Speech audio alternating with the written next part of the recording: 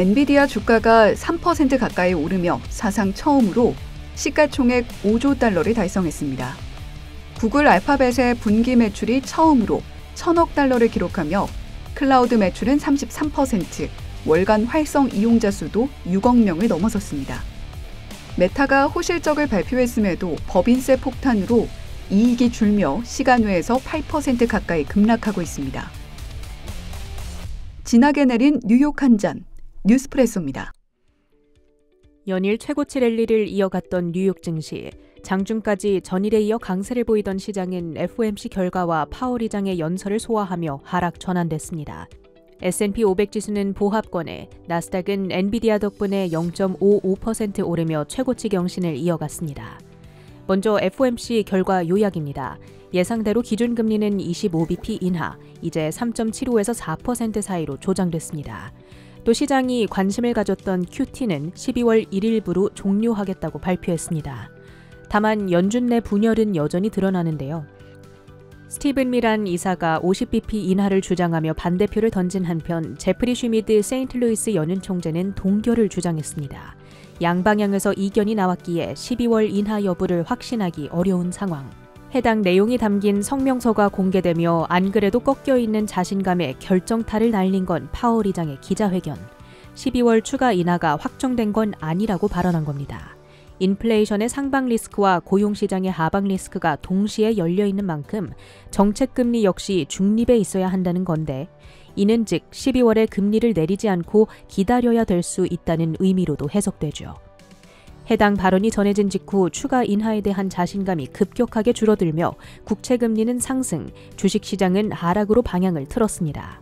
전날까지 12월 추가 인하 가능성이 90%대로 기정사실로 여겨졌으나 단 하루 만에 0%로 급락, 12월 동결 가능성은 68%대로 급등, 더불어 오히려 다시금 금리 인상으로 기조를 틀 거라는 예상도 등장했죠. 25bp 인상 가능성은 전일 0%에서 32%대로 확인됩니다. 확실히 시장은 오늘 파월 의장의 발언을 매파적으로 받아들인 겁니다. 고금리에 취약한 중소형주들이 상대적으로 더 크게 빠지며 러셀 2000은 0.9%대까지 낙폭을 확대했습니다. 또 고금리가 지속되면 대출 위축과 소비 감소도 동반될 수 있기에 상대적으로 타격을 입을 수 있는 소비주와 금융주들의 하락도 진행됐습니다. 사상 최초로 시가총액 5조 달러를 돌파한 기업이 탄생했습니다. AI 기술 생태계의 중심에 있는 엔비디아가 전날보다 3% 가까이 급등한 207선에 마감, 종가 기준 시가총액은 5조 400억 달러입니다. 4조 달러의 벽을 뚫은 지 불과 3개월 만의 신기록, 5조 달러는 세계 3위 경제 대국인 독일의 명목 GDP를 넘어서는 규모입니다. 전날 GTC 행사에서 젠츠랑 CEO가 블랙웰 및 루빈이 내년까지 전례 없는 매출 성장세를 이끌 거라 자신하며 AI 버블 우려를 일축한 데 따른 효과입니다. 이날의 급등으로 이제 엔비디아가 S&P 500 지수 내 차지하는 비중은 약 9%에 달합니다. AI 반도체 슈퍼사이클에 대한 기대감 속 마이크론과 AMD가 2%대, 브로드컴이 3%대 동반 상승했으며 AI 관련 테스트 장비의 견조한 수요 속 테라다인이 호실적 발표 후 20%대 급등하자 램 리서치 등의 장비주들도 일제히 급등하며 나스닥 상승을 견인했습니다. 장 마감 후 발표된 빅테크들의 실적도 FOMC만큼이나 주목받았는데요. 그간 상승장을 견인해온 AI 열풍을 좌우할 수 있는 만큼 그 파급력이 큽니다. 현재 시간외에서 가장 변동이 큰 종목은 메타, 512억 4천만 달러의 매출에 7.25달러의 조정 EPS를 기록, 모두 기대 이상이었고 특히 매출은 26%의 YOY 증가로 작년 1분기 이후 가장 가파른 속도의 성장을 기록했습니다. 문제는 트럼프 대통령의 대규모 감세법, OBBA에 따른 일회성 비현금 법인세 비용이 159억 3천만 달러나 보고된 것, 세금 비용을 반영한 갭 기준 EPS는 1.05달러에 불과합니다. 물론 이는 일회성에 불과하며 향후 세금 납부액이 상당히 감소할 거라는 사측의 설명이 있었지만 주가는 급락을 피해가지 못하고 있습니다. 마이크로소프트의 경우 클라우드 매출이 급증하며 호실적을 기록했습니다. 777억 달러의 매출액에 3.72달러의 EPS, 시장 예상치를 각각 웃돌았습니다. 특히 주력 부문인 애저를 포함한 인텔리전트 클라우드 부문의 매출액이 309억 달러를 기록하며 28% 성장했는데요. 물론 이 또한 놀라운 성장이긴 하나 일부 애널들이 기대했던 30%의 성장률에는 소폭 미치지 못했습니다. 현재 주가는 시간의 거래에서 3%대 하락 중인 가운데 지난 분기 자본 지출이 349억 달러로 전분기의 240억 달러 대비 크게 늘어난 점 역시 부담으로 작용하는 듯 보입니다. 비록 당장의 주가 반응은 엇갈립니다만 미국 빅테크 기업들이 AI 붐을 제대로 누리고 있다는 사실만큼은 분명합니다. 알파벳 또한 더블 비트를 기록한 가운데 특히 전체 매출이 사상 처음으로 1,000억 달러를 돌파했죠. 클라우드 매출은 33.5% 급증, 제미나이의 월간 사용자 수는 6억 명을 상회하기도 했습니다. 이에 2025년도 자본 지출 규모를 기존 850에서 최대 930억 달러로 크게 상향 조정했음에도 불구하고 주가는 시간의 거래에서 6%대 급등합니다. 팔란티어는 최근 루멘테크와의 계약을 통해 기업 서비스를 가속화할 거란 전망과 함께 전일 엔비디아와의 협력 등이 부각받으며 4.9% 가까이 급등합니다. 데이터 센터 전력 생산 기업인 블룸에너지는 실적이 예상을 크게 상회한 가운데 매출 총이익률이 5.4%포인트 증가한 점이 호평을 받으며 18%대 급등했습니다. 컨스텔레이션 에너지와 비스트라 등 전력망 업체들의 4%대 동반 강세를 이끌었으며 오클로와 뉴스케일 파워 등 원자력 관련 기업들도 강했습니다. 주요 헤드라인도 살펴보시죠. 25bp 금리 인하, 그리고 연준의 대차 대조표 축소, QT 종료. 10월 FOMC에서 기대했던 바를 양쪽 손에 하나씩 쥐어든 시장입니다. 12월 추가 인하에 대한 명확한 시그널을 받지 못했다는 게 단 하나 아쉬운 점인데 여전히 12월 추가 금리 인하 가능성이 높아 보인다는 의견이 속속 나옵니다. 물가보다는 고용 리스크에 그리고 단기 자금 시장 경색에 무게가 실렸던 결정. 이번 QT 종료의 근거는 파월 의장의 기자회견 내용에서 찾아볼 수 있었는데요. AI 투자와 신용 리스크가 그 두 가지 근거. AI 투자는 미국 경제에 도움될 걸로 본다는 긍정적 의견을, 신용 리스크 역시 일부 우려에도 심각한 단계는 아니라는 점을 분명히 했지만 주시하고 있다는 표현을 사용했습니다. 단기 자금 시장 경색은 신용 리스크를 키울 수 있고 2022년부터 시장에 풀린 돈을 거둬들여왔던 QT를 12월 종료하겠다는 것은 이러한 연준의 인식이 반영된 데 따른 결정일 겁니다. 파월 의장은 준비금은 여전히 충분한 범위에 있다는 말로 시중 유동성 불안감에 안도를 불어넣으면서 QT 과정에서 팔거나 만기 도래 시 재투자를 하지 않던 MBS 주택담보채권은 국채로 재투자하고 듀레이션은 짧게 할 거라고 덧붙였는데요.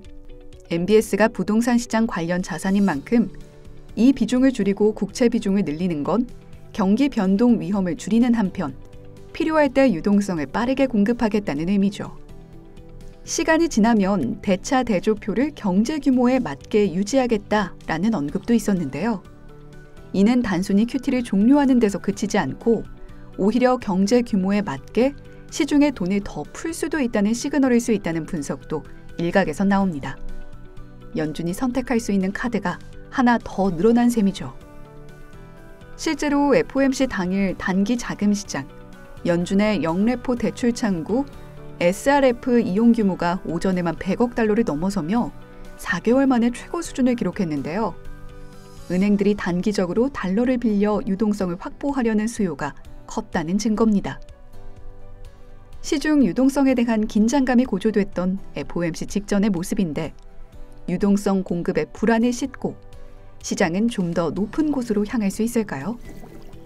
이번엔 장 마감 후 마이크로소프트, 메타, 구글 알파벳 시간외 주가는 왜 엇갈리는지, 어닝콜에선 무슨 이야기가 나왔는지 짚어봅니다.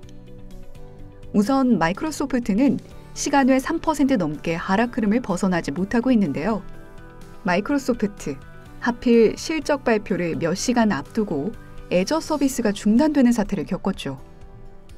그리고 실적 발표에서 밝힌 회계연도 1분기 설비 투자 규모는 349억 달러, 예상치 300억 6천억 달러를 훌쩍 뛰어넘었고 전년보다는 74% 늘었습니다. 그리고 2026 회계연도의 캐펙스 증가율은 2025년보다 더 가파를 거라고 말했는데 2025 회계연도의 캐펙스 투자를 43% 늘렸다는 점을 감안하면 2026 회계연도 캐펙스 투자 규모가 1,150억 달러를 넘어설 수 있다는 말이 됩니다. 이는 최근 오픈 AI 지배구조 개편 등 호재는 상쇄시키고 단기 AI 수익화에 제약이 있다는 점을 부각시키며 주가에 부담이 되고 있고요. 그럼에도 AI 인프라 확보 의지는 강력해서 어닝콜에선 전 세계적 규모의 클라우드, AI 공장을 구축하고 올해 전체 AI 용량을 80% 증대, 향후 2년 동안 글로벌 데이터 센터 설치 공간을 약 2배로 늘릴 계획이라고 밝혔습니다. 메타는 실적 발표 이후 7% 넘게 급락하고 있는데요. 성장세는 분명하나 87% 법인세 폭탄이 발목을 잡았습니다. 어닝콜에서도 강조했듯 광고 노출과 광고 단가가 각 14%, 10% 늘었고 SNS 체류 시간도 증가하고 있죠. 다만 AI로 버는 돈이 늘고 있는 것 맞지만 비용 증가율도 빠르게 확대되고 있다는 점이 큰 부담입니다. 직원에 대한 보상, 인프라 운영 비용이 대표적인데 2025 회계연도의 연간 캐펙스는 기존 640억에서 720억 달러 수준보다 상향해 700억에서 720억 달러 수준으로 제시했고요. 내년에는 올해보다 최소 20% 이상 더 가파른 폭의 지출이 있을 거라 말했습니다. 특이한 점은 데이터 센터 건설 비용은 캐펙스 반영이 되지 않고 데이터 센터가 건설되는 동안 남은 건설 비용의 20%를 출자한다는 점인데 이 비용들은 기타 투자 활동 현금 흐름으로 기록되게 됩니다. 법인세율의 경우 연간 기준으로 12에서 15% 선으로 맞춰질 것이고 향후 BBBA 법안 시행으로 세금 납부액은 크게 줄어들 여지가 있습니다. 하지만 유럽발 규제 리스크는 상존하고 있어서 AI로 체질 개선을 성공적으로 해나가는 모습을 좀 더 지켜볼 필요가 있겠죠. 구글 알파벳은 수익성도, 성장세도, 그리고 캐펙스 규모도 시장의 기대를 충족시킨 단 하나의 기업. 시간외 주가도 6%대 급등입니다. 분기 매출 기준 사상 최초 1,000억 달러를 돌파한 알파벳은 어닝콜에서 신규 클라우드 고객, AI 제품 모델의 성장세를 강조했습니다. 신규 클라우드 고객은 34% 늘고 기존 고객의 70%는 구글의 AI 모델을 사용 중이라며 그로 인한 매출 증가세는 200%, 13개 제품의 ARR, 연간 반복 매출은 각 10억 달러를 넘기고 있다고 말했습니다. 이는 결국 회사 매출의 지속 가능성을 숫자로 증명한 것이기 때문에 알파벳 역시 분기 캐펙스를 83% 늘렸고 올해 설비 투자 가이던스도 이전의 850억 달러에서 910억에서 930억 수준으로 상향했음에도 충분히 감당할 수 있겠다는 평가 속 주가가 크게 오르고 있습니다. 전일 나온 한미 정상회담, 우리 시장을 들썩이게 했죠. 가장 큰 이슈였던 2천억 달러 현금 투자도 연간 투자 상한선을 200억 달러로 설정하고 10년간 투자하는 장기 투자 형태로 합의됐습니다. 그리고 에너지, 통신, 우주항공, 조선까지 전방위적 협력을 약속했죠. 여기에 트럼프 대통령이 한국의 핵 추진 잠수함 건조를 승인했고 이 선박은 한화오션이 인수한 미국의 필리조선소에서 건조된다는 점도 속보로 전해졌는데요. 에너지 부문 협력으로는 한국가스공사, 포스코 인터내셔널, LS그룹 등이 구체적으로 언급됐고 이 과정에서 미국의 센트러스 에너지 등도 함께 참여한다는 소식이 알려졌습니다. 해양 조선 파트너십 기업으로는 HD 현대, 삼성중공업, 한화오션뿐 아니라 두산 에너빌리티 등도 수혜 기업으로 언급되고 있죠. 그리고 오늘은 트럼프 대통령과 중국의 시진핑 주석이 만납니다. 오늘의 화두는 엔비디아 칩을 둘러싼 수출 승인 문제인데요. 간밤 엔비디아 주가는 3% 가까이 상승했죠. 사상 첫 5조 진입에도 성공했습니다. 미중 회담에 대한 기대감도 반영된 셈인데 과연 오늘 구체적으로 어떤 내용이 논의될지도 주목해 보시죠. 양국 정상은 우리 시간으로 오전 11시 만날 예정입니다. WTI 원유 선물이 0.6% 내린 60.48달러에 거래를 마쳤습니다. 달러당 원화 환율은 야간 시장에서 7거래일 만에 1,420원대 도달했습니다. 금 선물 가격은 0.4% 오른 4,000달러 선을 회복하는 데 성공했습니다. 뉴욕 한 잔 뉴스프레소였습니다.